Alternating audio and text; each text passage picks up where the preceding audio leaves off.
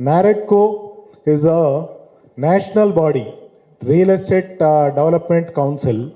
It is a joint association along with the central government of India.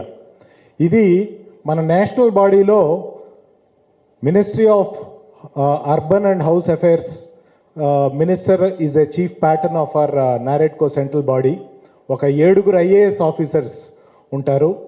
దాంతోపాటు మన association members అందరూ. It is a collaboration between the government of India and real estate sector.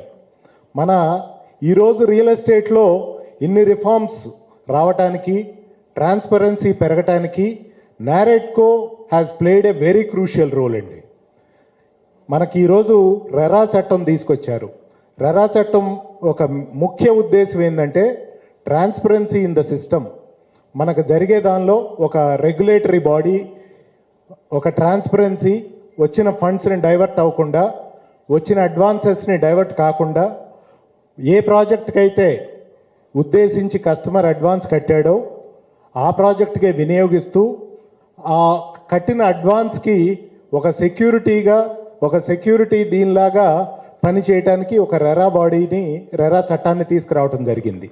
ఈ RERA చట్టం తీసుకురావటంలో NAREDCOది ఎంతో crucial పాత్ర ఉందండి.